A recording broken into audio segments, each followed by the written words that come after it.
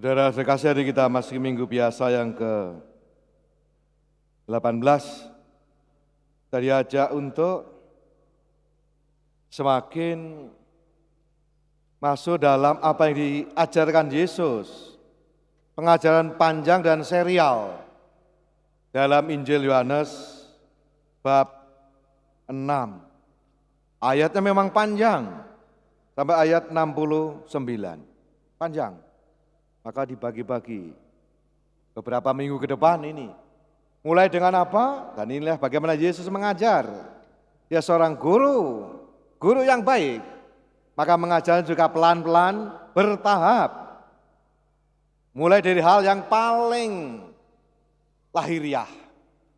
Kisah yang kita dengarkan kemarin, yaitu tentang pergandaan roti. Makan. Dari roti yang dimakan, mereka bisa makan. Tapi lalu di situ Yesus mengajak meningkat. Bukan hanya roti saja, tapi ke arah yang lebih luhur. Seperti dikatakan oleh Santo Paulus dalam suratnya tadi, supaya kamu tidak hanya memikirkan yang sia-sia, seperti orang yang tidak mengenal Allah, melainkan sesuatu yang mulia, yang luhur. Dan itu yang diharapkan. Apakah mereka nyampe? Ya nanti kita lihat endingnya. Harapannya Anda nyampe ini. Tidak hanya berhenti pada roti. Maka tadi dikatakan, aku berkata kepadamu, sesungguhnya kamu mencari aku, bukan karena kamu telah lihat tanda-tanda, tapi karena kamu telah makan roti dan kenyang. Ya tanya basa-basi ini. Guru, kapan nyampe? Ini basa-basi, sok kenal, sok akrab. Tapi enggak, Yesus tahu nih. Karena kalau datang pada Yesus, makan terus, enggak usah kerja. Kan makan terus dan kenyang. Dan ini kalau kita lihat dalam struktur kebutuhan yang dirumuskan oleh seorang Abraham Maslow, itu ada piramida kebutuhan itu. Nah, itu level paling dasar itu. Kebutuhan fisik. Lalu psikis. Tapi yang dimaksud Yesus enggak ada dalam Maslow. Karena Maslow hanya seorang mempelajari psikologi. Psikologi enggak ada aspek yang ketiga yang diharapkan Yesus. Karena manusia dalam paham Alkitab yang diajarkan gereja, manusia terdiri dari badan, jiwa, dan roh. Nah, badan, jiwa, dan roh. Ini diri kita ini. Unsur badan yang butuh makan, maka kebutuhan fisik. Dan masing-masing punya kebutuhannya sendiri-sendiri. Abraham Maslow dalam piramida kebutuhannya hanya sampai 2 hal saja, yaitu badan dan jiwa. Kebutuhan fisik, makan, minum semuanya, dan kebutuhan jiwa. Kejiwaan. Berarti apa? Orang merasa diterima, dihargai, diapresiasi. Orang sampai pada percaya diri, orang diterima, disayang. Orang sampai pada aktualisasi diri. Ya segitu aja. Kalau menurut ilmu psikologi Abraham Maslow, mentok itu udah. Tapi apa Kristiani sudah belum? Itu belum Kristiani. Belum seperti dimaksud Yesus. Karena satu lagi yaitu roh. Roh kebutuhannya apa? Ya makanan rohani. Nah harapannya nyampe ke situ tuh. Kita itu. Enggak hanya berhenti pada makan, maka ya ungkapannya benar juga sih. Ya filsafat dan demokrasi itu ya hanya untuk orang yang sudah kenyang. Kalau makan aja masih problem, demokrasi enggak ada gunanya. Dan kalaupun ada itu hanya prosedural. Seperti terbukti, yaitu apa? Makan. levelnya hanya masih makan. Jadi kalau bangsa suatu masyarakat levelnya masih cari makan, ya segitu. Jangan omong soal yang nilai-nilai lebih luhur lagi, gak sia-sia. Maka cara paling gampang seperti strategi sejak zaman Romawi kuno. Gimana kalau mau memenangkan masa? 2C, bahasa Latin, cibus et circus. Kasih makan, kasih roti, kasih hiburan, selesai. Gak akan ribut, gak akan mikir yang lain, karena mikir hanya perut. Jadi kalau ini sebentar lagi ada pilkada, kalau ternyata nanti yang menang yang pokoknya yang menggelontorkan sembako, ya memang levelnya kita segitu. Hanya butuh makan, gak pikir yang lain-lain. Berarti apa? Tingkat kemajuan masyarakat kita baru level yang paling dasar. Itu pun masih ada yang stunting, ada yang kurang gizi, ada yang kelaparan, tapi ada yang kekenyangan juga. Jadi lihat Yesus ngajak ngomong soal roti ini baru, ya karena kalian cari aku karena kamu telah makan roti dan kenyang, tapi bukan melihat tanda-tanda. Dan nanti akan kelihatan endingnya, masih panjang, tapi akan diselingi dengan nanti hari raya Maria diangkat ke surga. Jadi mungkin salah satu bacaan dari perikop itu akan kita diganti dengan bacaan tentang Maria. Tapi penting ini. Maka dikatakan oleh Yesus, bekerjalah bukan hanya makan yang dapat binasa, melainkan makanan yang bertahan sampai kepada hidup yang kekal, yang akan diberikan anak manusia kepadamu. Nah, mulai diajak mikir yang lebih tinggi, transendensi. Bukannya soal makan fisik. Apakah nyampe? Nanti kita lihat. Ternyata enggak nyampe. Karena ngomongnya diajak ngomong tinggi oleh Yesus, mikirnya ya masih hal yang perut. Ya sudah, mau gimana? Ternyata mikirnya sampai perut. Maka pertanyaan kita semua ini adalah, enggak ikut Yesus, apa yang Anda cari? Apa yang Anda cari? Ikut Yesus cari apa?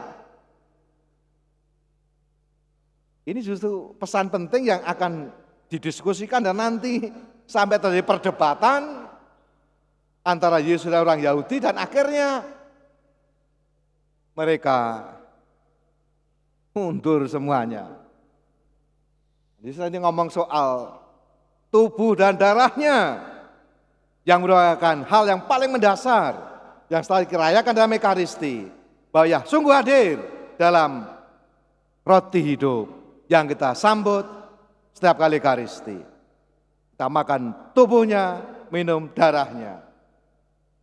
Dan itu nanti dalam sejarah, bukannya orang Yahudi, dalam sejarah kekristenan, menjadi bagian dari salah satu isu penting untuk perpecahan.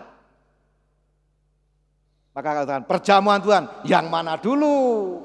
Jangan sembarang perjamuan Tuhan, enak aja. Kita mengikuti apa yang diajarkan Yesus. Inilah tubuhku, inilah darahku. Yang lain belum tentu.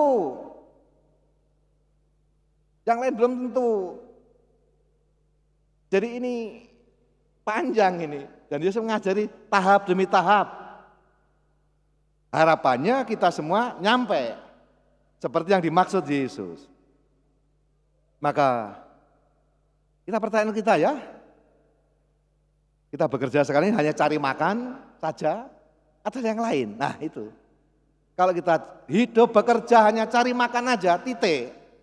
Tidak ada nilai lain yang kita perjuangkan, ya kita masih levelnya level bawah ini. Ya apa? Elementer. Apakah kita juga sudah berusaha, hidup kita semakin meningkat, hidup kita semakin mengalami transformasi dan transendensi. Dikatakan seperti di dalam kata-kata Yesus, manusia hidup bukan saja dari roti saja, tetapi juga dari setiap firman yang keluar dari mulut Allah. Dan Yesus mengatakan, makananku Ialah melakukan kehendak Dia yang mengutus aku dan menyelesaikan pekerjaannya. Ini yang diharapkan dari kita semua. Maka dikatakan badan, jiwa, roh. Apakah semua dikasih makan? Kalau kurang makan kurang gizi, makannya kurang gizi namanya jadi stunting. Kurang gizi, stunting, tengkes. Harapannya jangan sampai kita ini juga stunting rohani, stunting spiritual. Karena nggak pernah dikasih makan rohnya. Jiwanya juga nggak ngalami. Disintai, disayang, diperhatikan. Karena banyak orang yang menderita. Dan dikatakan Ibu Teresa Kalkuta, banyak orang menderita bukan karena lapar akan makanan dan minuman, tapi lapar akan kasih sayang. Banyak orang, banyak anak-anak mengalami fakir kasih sayang, tuna kasih sayang, stunting kejiwaan. Dan banyak orang sekarang mengalami juga yang namanya gangguan kejiwaan. Banyak ini. ODGJ makin banyak nih. Nah, jiwanya tidak mendapatkan apa yang dibutuhkan. Dan satu lagi, spiritual. Moga-moga kita ini enggak kuntet, enggak stunting rohani. Stunting spiritual. Itu yang mau dituju Yesus. Supaya kita sungguh-sungguh menjadi manusia-manusia yang utuh. Manusia yang utuh. Yang mampu membuat, melakukan segala sesuatu yang bermakna. Yang memberikan asupan tidak hanya pada badan, tapi juga jiwa dan roh. Semuanya mendapatkan asupan yang bergizi. Maka Paus Fransiskus tinggal berapa hari itu? Hampir sebulan lagi ya. Nanti ke sini nih, duduk di sini nanti. Tanggal 4. Pernah mengatakan begini. Menarik. Tapi juga keras. Keras banget. Dia mengatakan apa? Komentar atau tanggapan beliau terhadap korupsi. Keras. Beliau mengatakan begini, kurang lebih. Jangan kamu cekoki anakmu dengan roti hasil korupsi. Karena dengan demikian, kamu telah menghancurkan jiwanya dan rohnya. Tapi kamu memang berikan makanan melimpah pada badannya, jasmaninya, tapi rohani dan kejiwaan nol. Serius ya? Keras. Jadi hati-hati ini. Jadi uang hasil korupsi itu juga haram. Tapi itu jadi meracuni jiwanya ini. Hati-hati ini. Kalau Anda beri makanan yang bergizi, hasil yang halal, ya jadi baik juga jiwanya. Pasti itu. Tapi kalau Anda memberikan makanan hasil yang tidak halal, entah korupsi atau kejahatan yang lain, mungkin badannya digelontor dengan berbagai macam fasilitas yang melimpah ruah. Tapi jiwanya nol, apalagi rohnya. Kan masih lihat ya, ingat beberapa waktu yang lalu ya, melihat berita koran, lihat di TV, yang bapaknya kesangkut-sangkut karena anaknya bikin ulah. Bisa tindakan yang di luar nalar kita, di luar kemanusiaan kita. Pendidikannya tinggi, tetapi kelakuannya lebih buruk dari binatang sekalipun. Kan pernah terjadi kan? Itu contohnya maksudnya. Badannya diberi gelontor semua fasilitas, jiwanya kosong, hatinya tidak punya nurani, apalagi punya bela rasa. Lihat, ini penting hari ini ingatkan. You are what you eat, ya gitu kalau begitu kan. Ya kalau hanya makan fisik paling tambah dari pabrik gula, jadi pabrik lemak, jadi melar, gitu aja kan kalau fisik. Kalau jiwanya, ini jadinya ODGJ ya, gangguan kejiwaan jadinya kalau enggak benar. Rohaninya, ya apalagi itu ya. Jadi kita ingin sehat, badan, jiwa, rohnya sehat. Dan Yesus hari ini mengingatkan kita semua akan hal penting dalam hidup kita ini. Mari kita merahmat Tuhan supaya kita sungguh-sungguh ya tahu, memohon pada Tuhan supaya diberikan apa yang membawa kita semua kepada kemuliaan Tuhan, kebaikan sesama, keselamatan jiwa-jiwa, dan itulah yang membuat hidup kita berarti bermakna. Bukan meraup sebanyak-banyaknya, alias serakah. Ekaristi, ada rumah dan sekolah, cinta kasih dan persaudaraan. Moga-moga dengan setiap kali Anda merayakan Ekaristi, yang dinanti adalah buahnya. Buahnya adalah syukur dan bela rasa. Kalau enggak terjadi, berarti Ekaristi kita belum mentransformasi, belum mengubah hidup kita. Kalau kita sungguh-sungguh makan rohani dengan tubuh dan darah Kristus, maka kita juga seperti kata Santo Paulus, tidak lagi memikirkan yang sia-sia, melainkan memikirkan yang luhur dan mulia. Semoga apapun yang kita lakukan, sungguh kita yakini, kita sadari, bahwa upaya kita bersama-sama dengan Tuhan, membangun dunia ini menjadi lebih baik, membawa kepada kemuliaan nama Tuhan, kebaikan sesama, dan juga keluhuran diri kita sebagai manusia-manusia yang bermartabat, sebagai manusia-manusia Kristiani. Nah, semoga demikian. Pengajarannya selesai, minggu depan diteruskan dengan hal yang sama, tema yang lain dari Injil Yohanes yang panjang.